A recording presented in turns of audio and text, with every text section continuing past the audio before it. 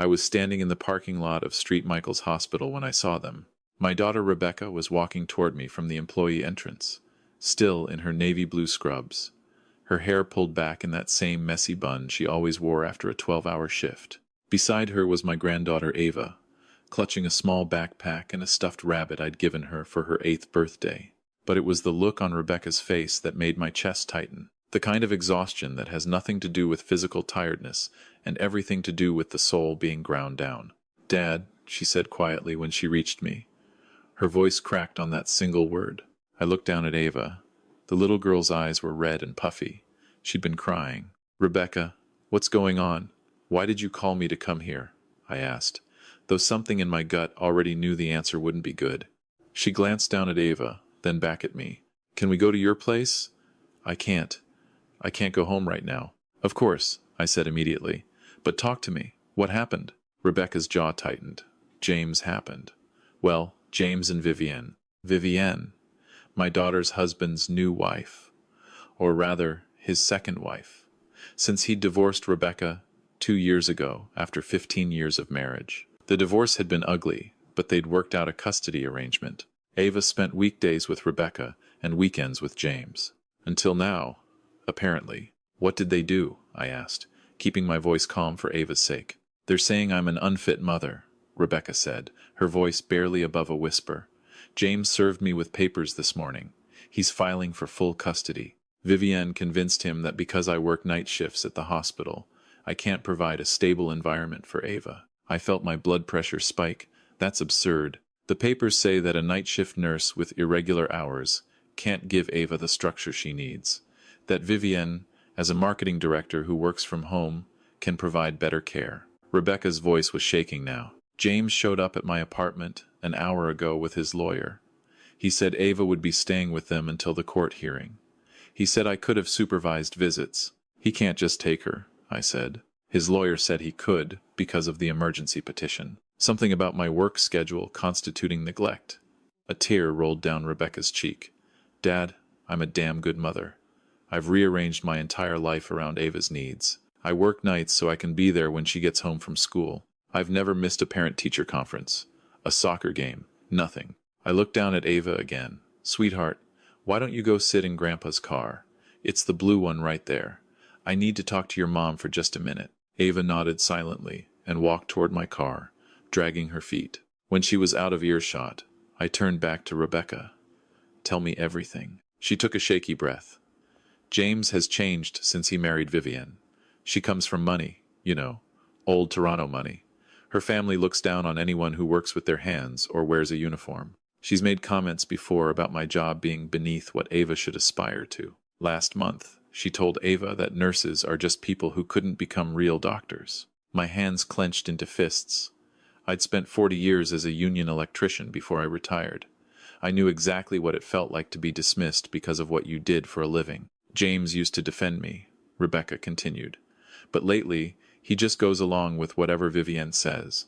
I think she's been working on him, convincing him that Ava deserves better than what I can give her. Better than a 2-bedroom apartment and a mom who smells like hospital disinfectant." "You're an emergency room nurse," I said firmly. "You save lives. There's nothing shameful about that. Try telling that to Vivienne. She keeps talking about how Ava should grow up in their house in Rosedale, go to private schools, have opportunities. Like I'm not giving Ava opportunities." Rebecca wiped her eyes. "The worst part is, I can't afford the kind of lawyer James has.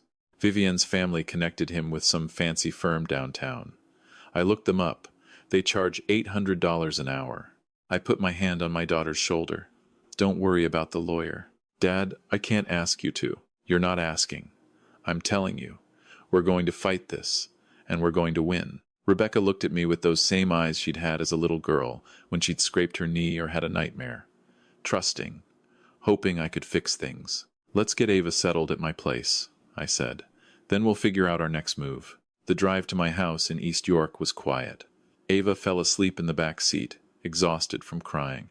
Rebecca stared out the window, occasionally wiping her eyes. I'd lived in the same modest bungalow for 35 years, ever since my wife Margaret and I bought it when Rebecca was a baby. Margaret had passed away 6 years ago, and the house felt too big for just me now, but I couldn't bring myself to sell it. Too many memories in these walls. I carried Ava inside and laid her on the guest bed, the same bed Rebecca used to sleep in when she was young. Rebecca tucked her daughter in, kissing her forehead. She cried all the way here, Rebecca whispered. She doesn't understand why her dad would do this. Kids shouldn't have to understand adult cruelty, I said.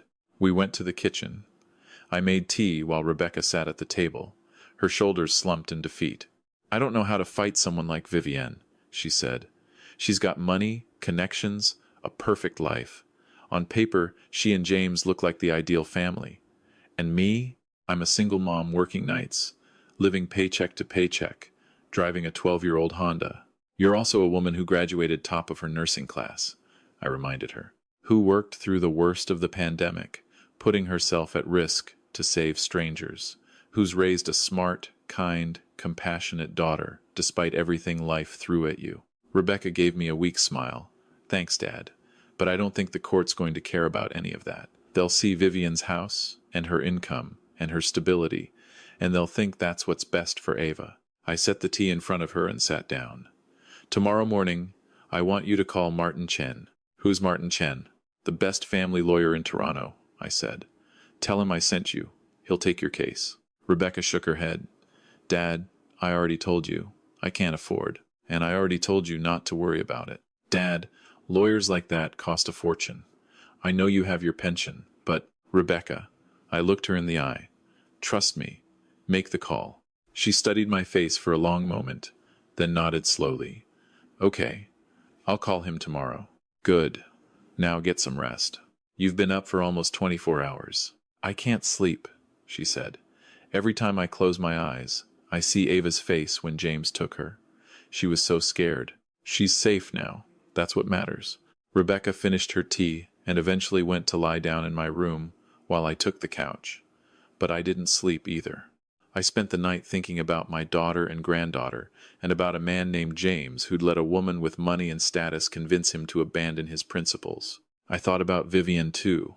I'd met her exactly once, at Ava's school concert 6 months ago. She'd been dressed like she was attending the opera, rather than a elementary school performance, wearing more jewelry than made sense for a Tuesday evening. She'd looked at me like I was the help when Rebecca introduced us.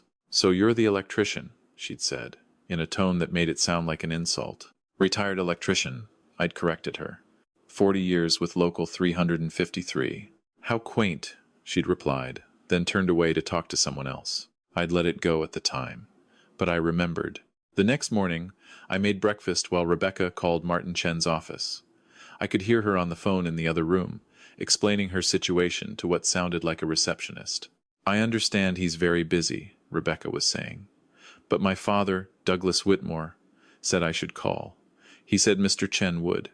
Yes, I'll hold. There was a long pause. Then I heard Rebecca's voice change, becoming more animated. Mr. Chen?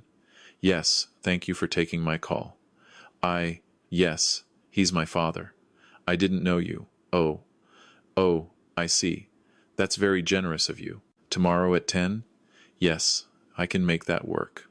Thank you so much. Rebecca came into the kitchen looking stunned. Dad, what just happened? You got a lawyer, I said, flipping pancakes. He's not charging me anything. He said any daughter of Douglas Whitmore gets his services pro bono. Dad, how do you know Martin Chen? We've crossed paths, I said vaguely. What matters is that you've got good representation now. Crossed paths how? I slid pancakes onto a plate and handed it to her. Eat your breakfast. You need your strength. The meeting with Martin Chen went better than Rebecca had hoped. He was a sharp, focused man in his 50s who listened carefully to every detail of her case and asked pointed questions about James and Vivienne's petition. They're arguing work schedule instability, Martin said, reviewing the papers. And they've included some character witnesses who'll testify that night shifts are inappropriate for a single mother. That's ridiculous, Rebecca said. Thousands of single parents work nights. I agree. But we need to counter their narrative. They're going to paint a picture of an exhausted nurse who's never home, who leaves her daughter with babysitters and neighbors. We need to show the court the truth, which is that you're a dedicated mother who's structured your entire life around your daughter's needs. I'll need statements from Ava's teachers, her soccer coach, anyone who can speak to your involvement in her life. I'll also need your work schedule and evidence that you've never missed important events. I have all of that, Rebecca said. Good. We'll also need financial documentation. They're going to argue that their household income provides better opportunities. We need to show that Ava's needs are being met. Rebecca's face fell. I can barely afford my apartment, Mr. Chen. How am I supposed to compete with a marketing director and a senior software engineer? Martin leaned forward. Rebecca, courts don't award custody based on who has more money. They award based on the child's best interests. And a child's best interest is to be with the parent who loves them, knows them, and has been their primary caregiver. That's you. Over the next 2 weeks, Rebecca and Martin built their case. I spent time with Ava while Rebecca worked, helping her with homework and listening to her talk about how much she missed her mom's apartment, her own room, her routine. I like Dad and Vivian's house, Ava said one evening while we were doing a puzzle together. It's really big and pretty, but it doesn't feel like home. Why not, sweetheart? Because Vivian is always worried I'll mess something up. Like, I can't eat snacks in the living room because the couch is expensive, and I have to take my shoes off as soon as I come in the door, and she gets upset if my toys aren't put away exactly right. Ava fitted 2 puzzle pieces together. Mom's apartment is smaller, but I can be myself there. Mom doesn't care if I spill juice or if my books are messy. Your mom cares about you, not about things, I said gently. I know. That's why I want to live with her. Ava looked up at me with tears in her eyes. Grandpa, can you make the judge understand that? We're going to try, sweetheart. We're going to try very hard. The court date arrived faster than I would have liked.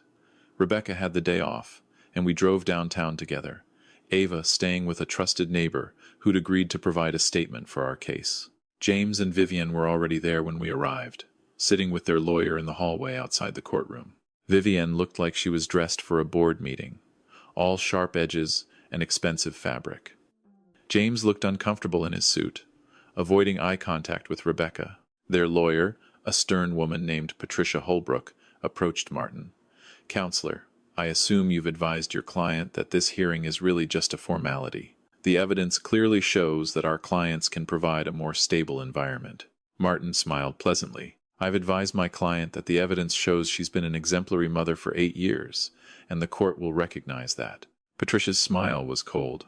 We'll see. The hearing was held before Justice Catherine Morrison, a woman in her early 60s with silver hair and sharp eyes. She listened to Patricia Holbrook's opening arguments about Rebecca's work schedule, about the opportunities Vivian and James could provide, about the importance of stability. Your Honor, Patricia said, my clients can offer young Ava a home in one of Toronto's finest neighborhoods, access to excellent private schools, and most importantly, a mother figure who's available during normal daytime hours. Miss Whitmore works from midnight to noon 3 to 4 days a week. When is she supposed to help with homework, attend school functions, be present for her daughter? Then it was Martin's turn. He stood up with a folder in his hand. Your Honor, the petitioners want you to believe that a nurse who works night shifts is somehow neglecting her child. Let me present you with the reality. Rebecca Whitmore has attended every single parent-teacher conference since Ava started school. She's never missed a soccer game, a school concert, or a birthday party. She volunteers as a room parent. She helps with homework every afternoon when Ava gets home. She makes dinner, does bedtime routines, and is there every morning when Ava wakes up. Martin pulled out documents. Here are statements from Ava's teacher, her soccer coach, and 3 of her friends' parents, all attesting to Rebecca's constant presence in her daughter's life. Here's Rebecca's work schedule, which shows that she specifically requested night shifts so she could be available during Ava's waking hours. And here's something else. He handed another document to the judge. This is a letter from the Chief of Emergency Medicine at St. Michael's Hospital, describing Rebecca's exceptional work during the pandemic, when she volunteered for extra shifts despite the risk to her own health. It also mentions that she was offered a promotion to a day shift supervisory position with higher pay, which she turned down because it would have meant less time with Ava. Justice Morrison read through the documents carefully. Then she looked at Patricia. Counselor, you're arguing that wealth and availability during business hours make better parents? I'm arguing that stability, because if that's your argument, then every nurse, police officer, firefighter, and shift worker in this city is an unfit parent. Is that your position? Patricia faltered. No, Your Honor, but Let me ask you something else. Where was your client, Mr. Hartley, for the first 6 years of his daughter's life? According to the custody agreement from his divorce, he had Ava every other weekend and one evening per week. That's considerably less than Miss Whitmore's involvement. Why is he suddenly concerned about her stability now? James shifted uncomfortably. Vivienne whispered something to him. Patricia cleared her throat. My client has remarried and is now in a position to provide more consistent care. Consistent care provided by his new wife. You mean, Mrs. Hartley has graciously agreed to take on a maternal role. Ava already has a mother, Justice Morrison said sharply. She looked at Rebecca. Miss Whitmore, does your daughter want to live with you? Yes, Your Honor, Rebecca said quietly. Very much. And are you currently able to provide for her needs? Yes, Your Honor. We're not wealthy, but we're comfortable. She has her own room. She's fed, clothed, and loved. Justice Morrison made some notes, then looked at both lawyers. I'm going to talk to Ava privately in my chambers. Court will recess for 30 minutes. We waited in the hallway while the judge spoke to my granddaughter. Vivienne was on her phone, looking irritated. James paced. Rebecca sat with her hands folded in her lap, praying silently. When we were called back in, Justice Morrison looked tired. I've spoken with Ava, she said, and I'm going to be very clear about something. This court's primary concern is the best interest of the child, not the financial comfort of the adults involved. Ava has expressed a clear preference to live with her mother. She loves both her parents, but her primary attachment is to Rebecca Whitmore, who has been her constant caregiver since birth. Vivienne's face went red. James closed his eyes. Furthermore, Justice Morrison continued, I find no evidence of neglect or instability in Miss Whitmore's care. Working night shifts as a medical professional does not constitute abandonment. Miss Whitmore has organized her life around her daughter's needs, which is exactly what good parents do. The petition for custody modification is denied. The existing custody arrangement remains in place. Rebecca let out a sob of relief. I put my arm around her shoulders. However, the judge said, looking at James, I'm concerned about the motivation behind this petition. Mr. Hartley, if you want to be more involved in your daughter's life, that's admirable.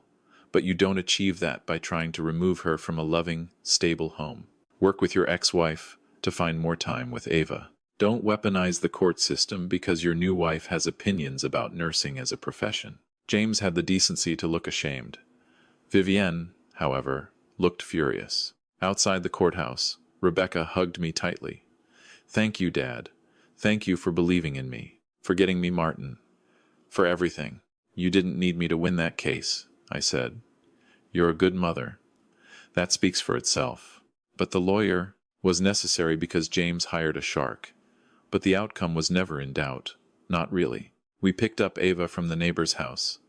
When we told her she could go home with her mom, she cried happy tears and wouldn't let go of Rebecca. That night, after I'd driven them back to Rebecca's apartment and helped carry in some things we'd kept at my place, Ava hugged me goodbye. Grandpa, she said, when I grow up, I want to be a nurse like Mom.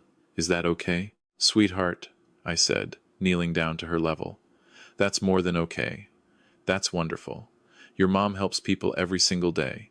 There's no more important job in the world. Vivienne said nurses are just people who couldn't be doctors. Vivienne is wrong.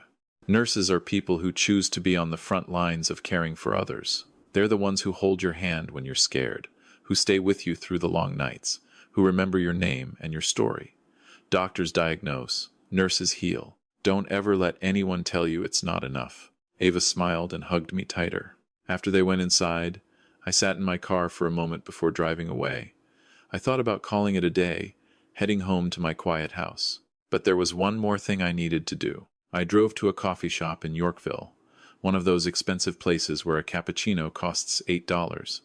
I ordered one anyway and sat at a table by the window. 15 minutes later, Martin Chen walked in. He spotted me immediately and came over with a smile. Douglas, he said, shaking my hand. Good to see you. Thanks for taking Rebecca's case. Martin, are you kidding?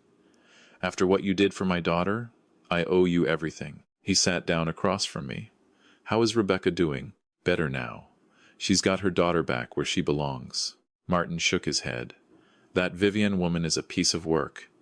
The entitlement in that courtroom was breathtaking. People like her think money and status make them better than everyone else, I said. They've never had to work hard for anything, so they don't respect people who do. Well, she learned a lesson today. Justice Morrison destroyed her argument. Good.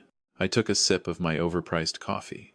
I appreciate you doing this pro bono. Douglas, you saved my daughter's life. When Melissa had that accident and needed emergency surgery, you donated blood. You sat with my wife and me for 18 hours. You made sure we had everything we needed. You were a stranger, just another person in the waiting room. But you treated us like family. I'll never forget that. You would have done the same. Maybe. But you did do it. So when your daughter called and said she needed help, there was no question. I was going to make sure she got the best defense possible. Martin leaned back. Besides, cases like this are good reminders of why I became a lawyer. To protect good people from bad situations. We talked for a while longer, catching up on our families. Martin's daughter, Melissa, was now a resident at St. Michael's Hospital, following in the footsteps of the nurses who'd saved her life. Funny how things come full circle. When I got home that night, I thought about everything that had happened, about Rebecca's strength, about Ava's resilience, about how close we'd come to losing something precious because one woman thought she was better than us. But here's what people like Vivian don't understand. Wealth doesn't make you superior. Working with your hands doesn't make you inferior. What matters is how you treat people, how you show up for the ones you love, how you contribute to the world. I'd spent 40 years as an electrician. I'd wired hospitals, schools, apartment buildings. Every time someone turned on a light switch, or plugged in a phone charger, or used an electrical outlet, there was a good chance I'd been part of making that possible. I'd helped build this city, literally connecting the wires that keep it running, and I'd raised a daughter who saves lives, who works exhausting shifts to help strangers in their worst moments, who chose a hard profession because she wanted to make a difference. That's not something to be ashamed of. That's something to be proud of. 3 months later, Rebecca called me with unexpected news.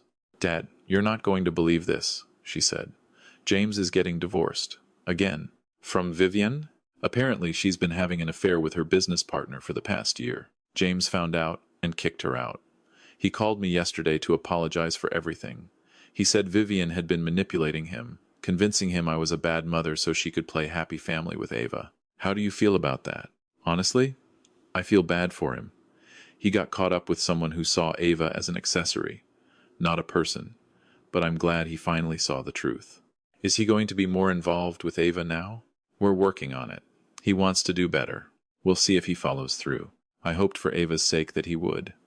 Every child deserves parents who show up, who try, who put their kids first. That weekend, I took Ava to the park like I did most Saturdays. We got ice cream and sat on a bench, watching other kids play.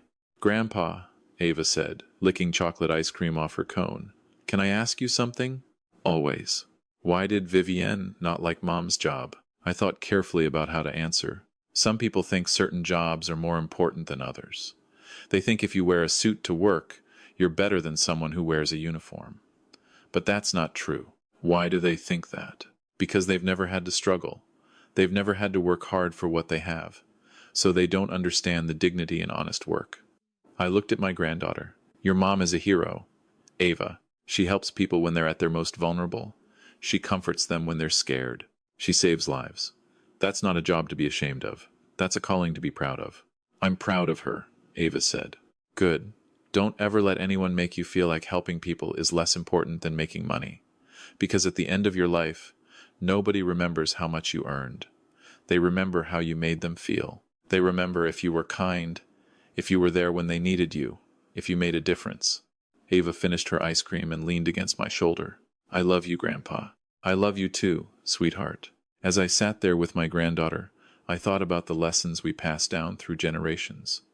About teaching our children to value character over status, kindness over wealth, substance over appearance. I thought about my wife, Margaret, who'd been a teacher for 30 years. She'd always said that the measure of a society is how it treats its caregivers and its educators, its nurses and its teachers, the people who do the essential work that holds everything together. She would have been proud of Rebecca, proud of the way she fought for her daughter, the way she refused to be shamed for her profession, the way she stood up to people who thought they were better than her. And she would have loved seeing Ava grow into a young girl who understood that worth isn't measured in dollars and cents, but in the impact you have on others. That's the real inheritance I want to leave behind. Not money or property, but values.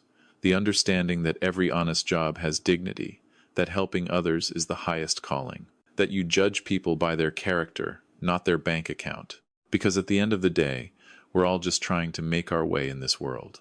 Some of us do it in suits, some in scrubs, some in work boots and tool belts, but we're all worthy of respect. We're all deserving of dignity, and anyone who can't see that is the one with the real poverty, poverty of spirit, poverty of empathy, poverty of understanding what actually matters in life. Rebecca learned that lesson the hard way, but she came through it stronger, more confident in who she is and what she does. She doesn't apologize for being a nurse anymore. She wears her scrubs with pride. And Ava learned that her mom is her hero, not in spite of her job, but because of it. She learned that the people who do the hard work, who show up every day to serve others, are the ones who really hold the world together. Those are lessons worth more than any trust fund, any fancy house in Rosedale, any private school education that Vivian could have offered. Because you can't buy character. You can't purchase integrity.